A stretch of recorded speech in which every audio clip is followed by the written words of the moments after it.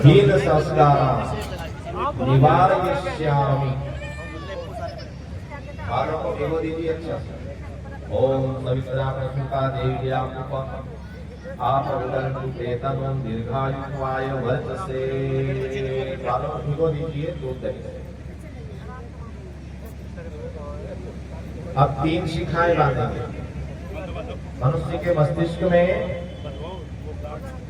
निर्माण की क्षमता है, इसमें विचार पैदा होते हैं। शुभ विचार, निर्माण करने वाले विचार, पालन करने विचार, संहार करने वाले विचार। दुष्प्रवृत्तियों का संहार करें, अपने साधनों का ठीक से मैनेजमेंट करें और नए नए विचार, अच्छे कंस्ट्रक्टिव रचनात्मक विचार पैदा करें। ये तीनों प्रवृत्तियां इसके मस्तिष्क में जागृत हो, इसके लिए 3 शिखाएं बांधी जाती हैं। पहले ब्रह्म ग्रंथि बांधेंगे, सिर में दाईं ओर बांधिए, पीछे की तरफ दाईं ओर ब्रह्म ग्रंथि बांधिए। ओम ब्रह्म ज्ञानम प्रथमं पुरस्तादिसीमतः ईशो तेन आवरणेन अस्य निष्ठाः सतश्च योनिवसतश्च विवः। अब विष्णु ग्रंथि बांधिए बाईं ओर, बाईं ओर विष्णु ग्रंथि बांधिए। बाईं तरफ जहाँ सिंह होते हैं ना, वहां पर सिंह वाली जगह वहां बांधिए बाईं ओर, पीछे की तरफ। और अब सामने की तरफ एक ग्रंथि बांधो। ओम इदं विष्णु चक्रमे त्रयधन्ते पदं समूढ़मस्य पावं सुरे स्वाहा। नमस्ते रुद्रमन्यव उतोत ईशवे नमः बाहुभ्याकृते नमः। सामने की तरफ एक बांधिए। ये है रुद्र ग्रंथि। भावना करें कि रुद्र इस शक्ति के क्षेत्र पर आधिपत्य कर रही है। रुद्र की शक्ति असुर का नष्ट करने वाली शक्ति यहाँ होती है। अब उस तरह पूजन करें, उस तरह कैंची सामने रखिए, इसको पूजन कर दें, शुद्ध कर दें उसको बढ़िया से। ओम यतक्षुरेण मज्जयता सुपेशसा वक्ता वक्तिकेशान छिन्दी शिरो मास्यायु नमोषिः। अब 3 शिखाएं काटिए, आप काटिए, जिन्होंने बांधी है वो काटेंगे, जड़ से काटिए। ओम ये नाम सविताक्षुरेण सोमस्य राज्ञो वरुणस्य विद्वान् तेन ब्रह्मणो वपते नमस्य गोमानश्व न यमस्तु प्रजावान्। विष्णु ग्रंथि काटेंगे। ओम येन धाता बृहस्पतेः अग्नेरिन्द्रस्य चायुषे वपत् तेन आयुषे वपामि शुश्लोक्याय स्वस्तये। सामने वाले रुद्र ग्रंथि काटेंगे। ओम येन भूयश्च रात्र्यां योग्य पश्यात् सूर्यं तेन आयुषे वपामि शुश्लोक्याय स्वस्तये। नए कपड़े लाए हैं बालक के, निकालिए बाहर, वस्त्रों की पूजा कीजिए। अब इसका कलेवर बदल दिया जाता है। वस्त्रों को सामने रखें, उसके ऊपर जल अक्षत पुष्प चढ़ाकर उसका पूजन करें। ये नया कलेवर हमारा बालक आज से नया बन रहा है। ओम तस्माद् यज्ञात् सर्वोदरिच सामान्य गिरे छंदा कंसी गिरे तस्माद् जायत। अब इस बालक को ले जाइए, एक साइड में पूरे बाल निकलवा के लाइए, उस तरह से निकालेंगे और चोटी नहीं छोड़ना है, अभी पूरे बाल निकालना है। फिर बाद में उसको ढिला धुला के नए कपड़े पहना के रख ले आइए। चलिए अब पुंसवन देखिए, पुंसवन संस्कार बड़ा महत्वपूर्ण है कि जो बालक हमारे घर जन्म लेकर आने वाला है उसकी तैयारी करें। हम सब चाहते हैं कि हमारे बच्चे बहुत अच्छे बने, लेकिन अच्छा बनने के लिए उसको सिखाना पड़ता है। और सिखाने का क्रम कब से होता है? गर्भ में आने के 3 महीने बाद। जिनके पास मोबाइल फोन है, प्ले स्टोर में जाकर एक ऐप इंस्टॉल कर लीजिए, शांति कुंज वीडियो। उसमें आपको संस्कार के संबंध में पूरी जानकारी मिलेगी। शांति कुंज वीडियो के नाम से एक एप्लीकेशन है, उसको इंस्टॉल कर लेंगे आप। और YouTube पर यदि देखेंगे कि आओ बढ़े संस्कारवान पीढ़ी, ऐसा लिखकर YouTube पर डालेंगे तो उसके वैज्ञानिक कारण और सामाजिक और सारे के सारा आपको लेक्चर मिल जाएंगे। ये पूरा अभियान चल रहा है शांति गुरु की तरफ से, घर घर में पुंसवन संस्कार कराइए, आंगनबाड़ियों में जाकर पुंसवन संस्कार कराइए गर्भवती माताओं को, क्योंकि एक तो बड़ा महत्वपूर्ण कार्य एक दिन हो रहा है। क्या हो रहा है कि युग परम गुरुदेव 4 बार हिमालय गए थे, कभी 1 वर्ष के लिए, कभी 6 महीने के लिए। और जब दूसरी बार वो हिमालय यात्रा के लिए गए थे तो वहां पर जो उनके गुरु जी है स्वामी सर्वेश्वरानंद, वो उनको हिमालय के अंदर ले गए थे और वहां देव शक्तियों के दर्शन करवाए। देखो ये देव शक्तियां हैं, और ये देव शक्तियां क्या करने वाली है, अगले दिनों धरती पर जाएंगी। क्यों जाएगी? क्योंकि युग परिवर्तन करना है।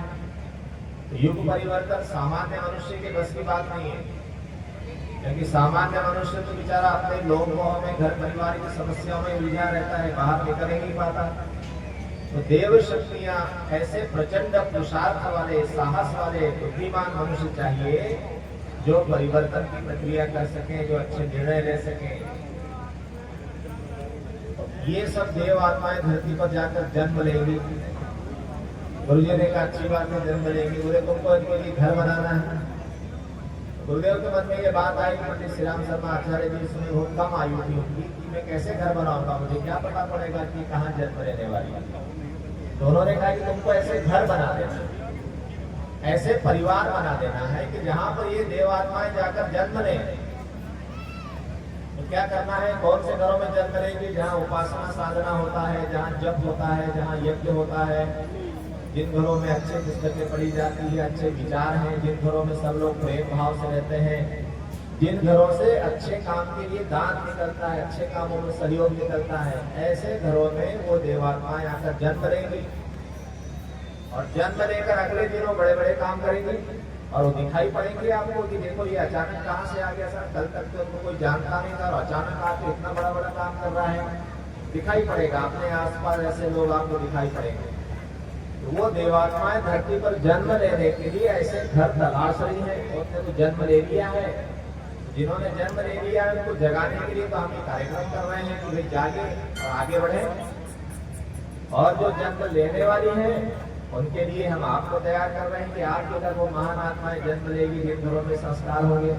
तो माताएं अपने आप को ऐसा बनाएं कि उनके घर कोई महान आत्मा आकर जन्म ले, बड़े काम करने वाले लोग उनके घर में जन्म ले। ये अभी समय है, अभी देवता जन्म ले रहे हैं धरती पर। जहाँ संस्कार होगा, जहाँ माताएं बहनें क्या करेंगी, उस अनुशासन का पालन करेंगे, निश्चित रूप से उनके यहाँ महान आत्माएं जन्म लेंगी, क्योंकि वो ऐसे घर तलाश रही है। तो ये पुंसवन संस्कार इस दृष्टि से बड़ा महत्वपूर्ण है। तो अपने बच्चों को शिक्षण देना है तो अभी से इसको काम को आरंभ करें। तो क्या करेंगे, सबसे पहले औषधि अवग्रहण करेंगे। औषधि आपको दी हुई है, औषधि का पात्र उठाइए, दोने में रखिए ना, उसको अपने हाथ में रखिए। ये औषधि है, इसमें 3 चीजें मिली हुई है। 3 बातें क्या है, पीपल का पत्ता, बड़ की जटा और गिलोय की बेल। तो पीपल क्या है, देव योनि का वृक्ष है, 24 घंटे ऑक्सीजन देता है, उसका हर एक भाग दवा के काम में आता है। तो गीता में भगवान कहते हैं कि वनस्पति में पीपल मय है।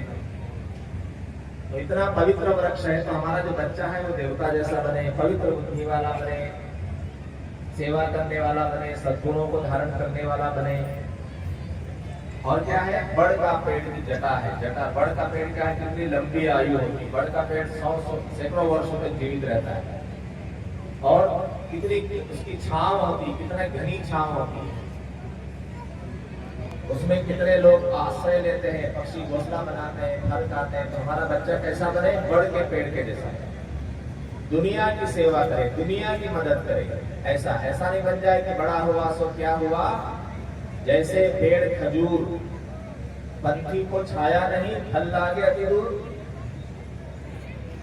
इतना बड़ा नहीं बन जाए। जैसे खजूर का पेड़ होता है ना, खजूर का पेड़ कितना बड़ा होता है, बहुत लंबा होता है, लेकिन न तो उसकी छांव जमीन पर पड़ती है, न उसके फल कोई खा सकता है। ऐसा नहीं बन जाए, कैसा बने, बड़ के पेड़ की तरह, आम के पेड़ की तरह ऐसा बने कि सबको छाया भी मिले और सबको फल भी मिले।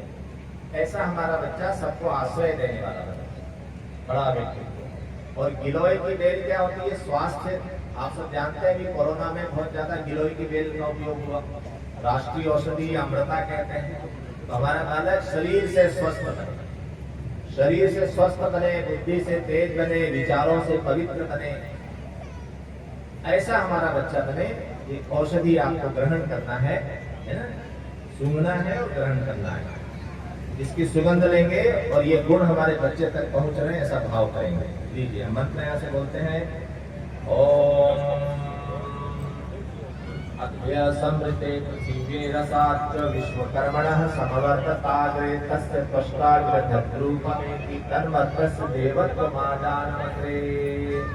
थोड़ी कड़वी लगेगी, पी सकते हैं तो पीलिए, गिलोय के कारण कड़वी लगेगी, लेकिन ठीक है। बोलिए ओम, जो यहाँ से कह रहे हैं सुनिए, बोले ओम दिव्य चेतना स्वात्मीयाम करोमि, कि हम दिव्य चेतना को आत्मसात कर रहे हैं। ठीक है, अब गर्भ का पूजन करेंगे। घर के जो लोग आए वो भी थोड़े थोड़े फूल अपने हाथ में ले लें, आप भी ले लीजिए। जो घर के व्यक्ति आए हैं वो भी आए, आपके पतिदेव वगैरह नहीं है वो भी बैठ के पास में, तो अच्छा रहता है।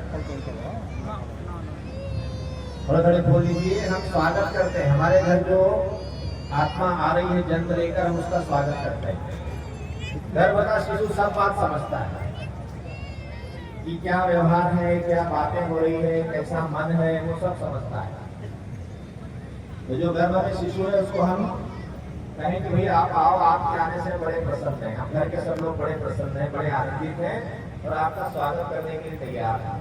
उसको इग्नोर नहीं करना है ना। ये पहले भी ये नहीं समझे कि प्रेगनेंसी कोई बीमार हो गए, अरे बहुत बीमार हो गए, तकलीफ है, ऐसा नहीं सोचे। प्रसन्न रहना, कुछ तकलीफ तो होगी पर प्रसन्न रहना।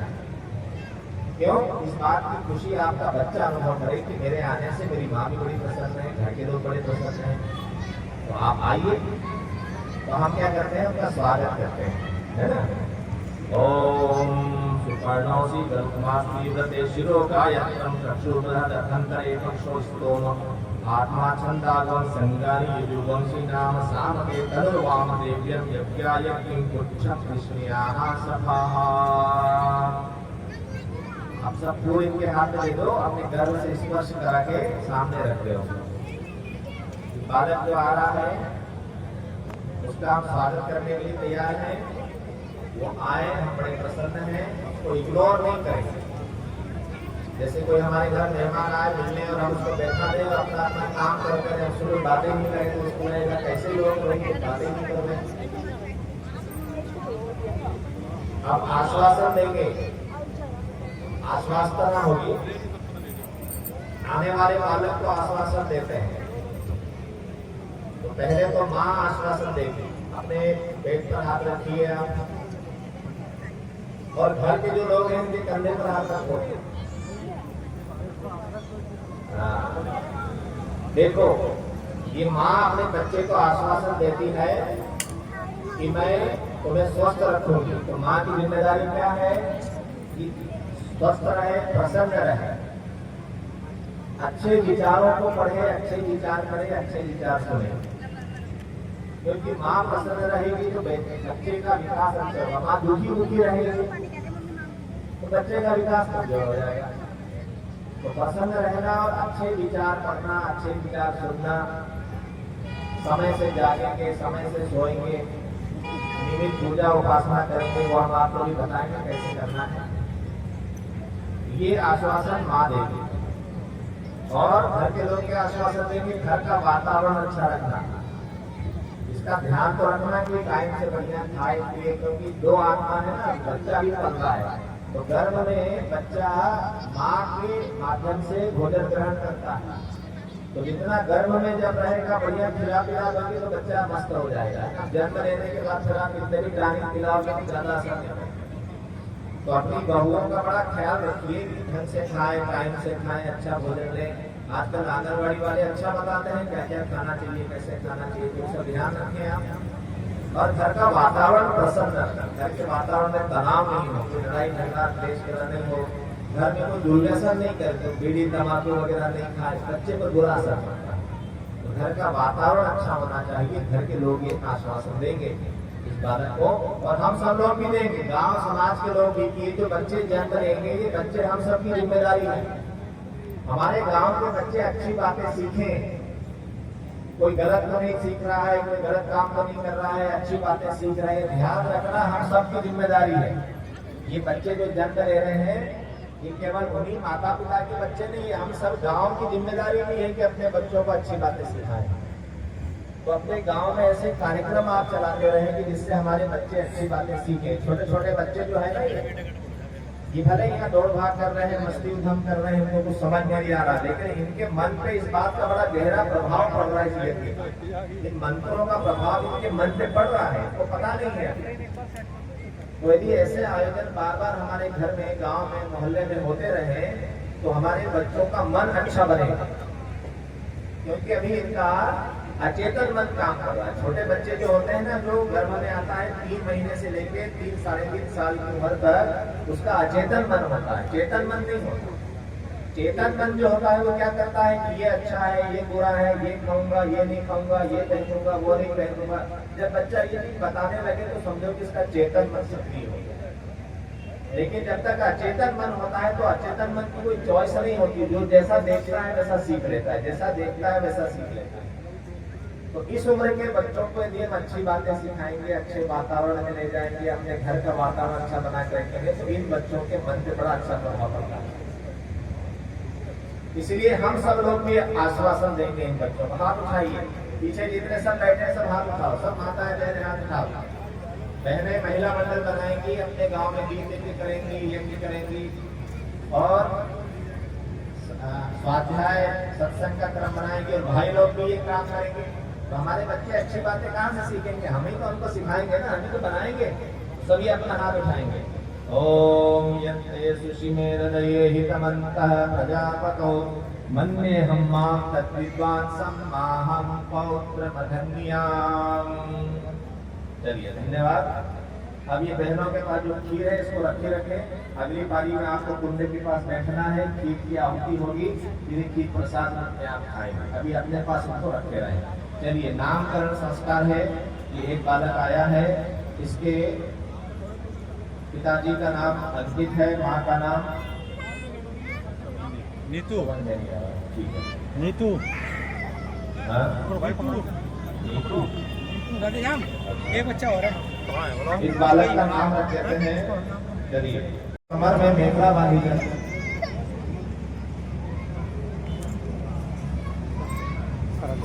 कि हमारा बच्चा मेहनत करने वाला बने, श्रमशील बने और साहस वाला बने, डरपोक और कमजोर और कायर नहीं बने। तो बच्चे को ऐसा बनाना है, इसलिए उसके कमर में मेखला बांधते हैं। ओम यम दुरुक्तम परिवादमाना वर्णम पवित्रम पुनतिमागात प्राणपानाभ्याम धर्माददाना स्वसादेवी सुविधा मेखलेयम। बच्चों को संघर्षशील बनाए, बहुत सारी सुविधा दे देकर उसको कमजोर नहीं बनाना। ये इसके पीछे दर्शन है। जैसे यशोदा माता अपने बच्चे से बहुत प्रेम करती थी, कृष्ण से, उसको बढ़िया खाना खिलाती थी, बढ़िया माखन खिलाती थी, और बाद में क्या करती थी, नगरी देती थी, रोटी बांध देती थी, जाओ गाय चराने जाओ। अरे साहब, हम क्यों गाय चराने जाए, नौकरों से करा लो। उन्होंने कहा नहीं बेटा, तुम जाओ, तुम जाओगे तो क्या होगा, तुम सीखोगे। तो कृष्ण क्या हुआ, गायों के पीछे घूमते घूमते उनका शरीर बड़ा मजबूत हो गया, मन मजबूत हो गया। उन्होंने बचपन में ही बहुत बड़े बड़े काम कर डाले। नहीं तो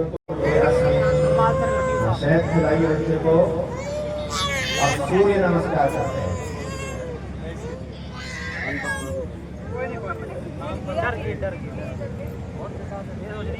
सूर्य को दिखाते हैं, पहली बार बच्चे को सूर्य को दिखाया जाता है। बालक से माता पिता बालक को सूर्य धूप में ले जाए। सूर्य पालन करने वाला है, सूर्य से हमको ऊर्जा मिलती है, गर्मी मिलती है, प्राण तत्व मिलता है। इसीलिए गायत्री मंत्र का देवता सूर्य है। चलिए, हाँ, सूर्य की तरफ दिखाइए, हाथ बढ़े, सूर्य को प्रणाम करते हैं। ओम तत्चक्षुर्देवैकं पुष्पाक्षुत्वमुच्चरत् पश्येम सर्वदर्शतं जीवेम सर्वदर्शतं वक्सनुयाम सर्वदर्शतं पप्रमाम सर्वदर्शतं मदीनाः श्याम सर्वदर्शतं भूयस्य सर्वदर्शतं। भव्या चौधरी, बताओ भाई सबको। इस बालिका को इसी नाम से जाना जाएगा। अब परस्पर परिवर्तन करते हैं, हमारा बच्चा सबके पास जाए। एक गांव मोहल्ले में बच्चा होता है सबके पास, तो बच्चे को सबका प्रेम मिलना चाहिए। बच्चा प्रेम से बड़ा होता है ना, तो एक दूसरे को देते चले बच्चे को। घर के सब लोग